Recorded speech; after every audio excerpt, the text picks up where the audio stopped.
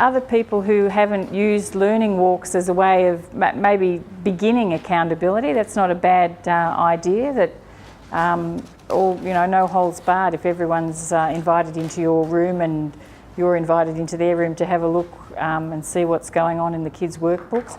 It's interesting, like I said, for some teams of teachers, like the whole 5-6 team, may not be aware about what's going on in the room next door, and so that learning walk would be a way of finding out, are they doing the same as me? Do they even do it, the same way?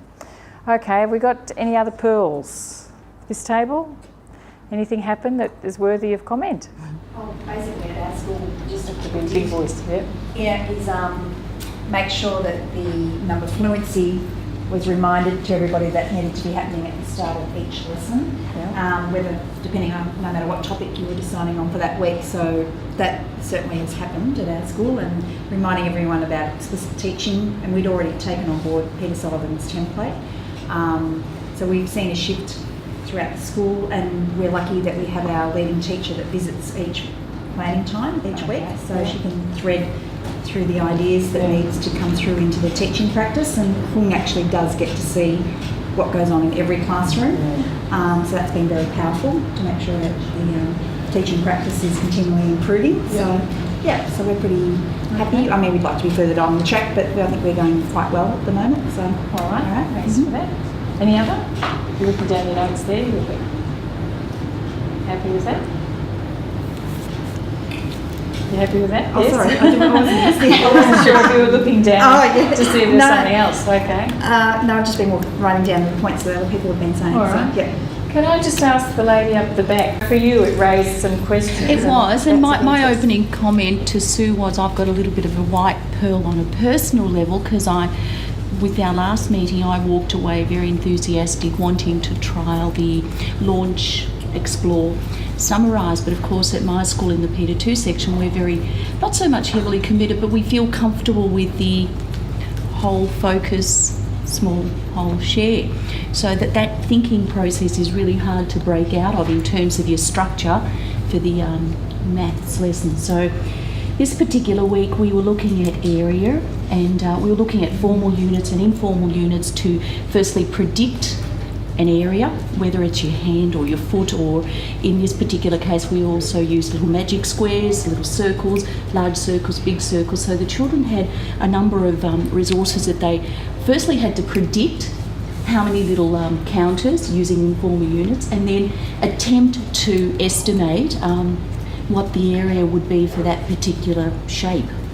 And it was interesting with my thought process happening at the time. I thought, great, I'm going to now superimpose the launch, explore, summarise model on top of the whole small share process.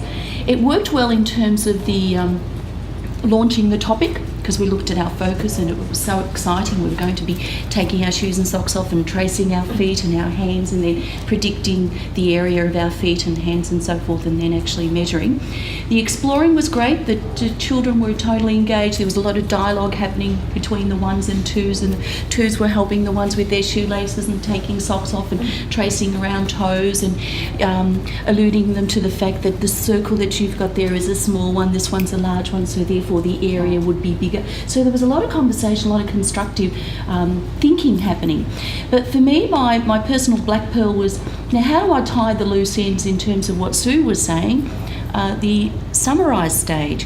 And what I normally do is more of a reflection, like the whole share aspect. What did you learn today? What strategies did you use to predict the area of your foot, or the area of the big magic square or the circle?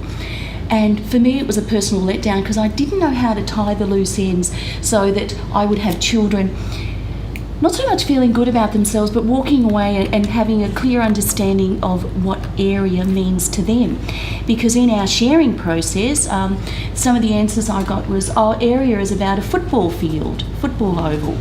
And of course I tried to explore, but I think my biggest letdown was not having enough questions to provoke the thinking in order to link the new knowledge that they had actually attained to the existing knowledge, and then link it to some of the formal units that they were using and the informal units like the counters and the little cubes and whatnot.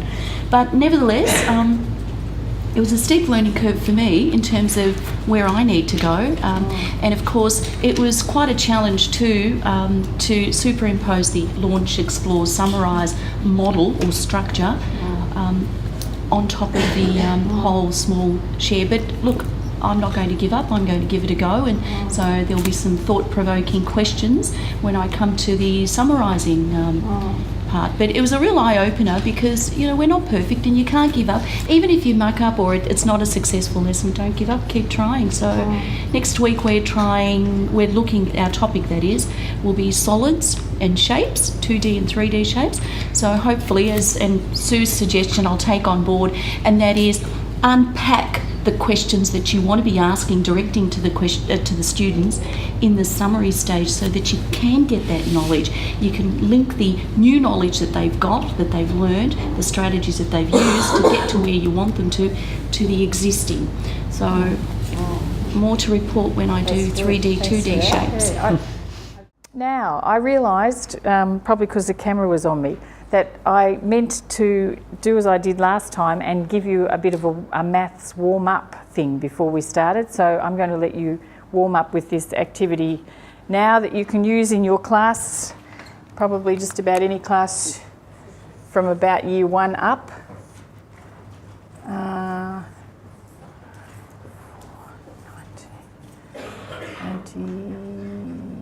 93. No, 79, 83. No, I'm going to make it 79. I know what it is. No, that's right, it is. I'm struggling with the date of one of my sons, and it's a better date, the date of his birth, and it's a better date. One of them's a better date than the other one. 2003. I'll leave it at that one. Okay. You can pick any date. Some dates are better than others. This is not a bad date. I would like you, for the next 3 minutes, to write down some equations that use the digits in this number only and come up with some answers. For example, wait a minute, I'm going to change the number. It is the other one that's a nicer one. Who's already started because you want to show off? I know, 12/9/79 is a much nicer one. 12 September 1979. Now what I'm meaning by this is I could have said 7 plus 2 equals 9. I'm going to ask you not to use any of the digits twice unless they appear twice. Okay? You can also use that as 19. See how many equations you come up with in 3 minutes.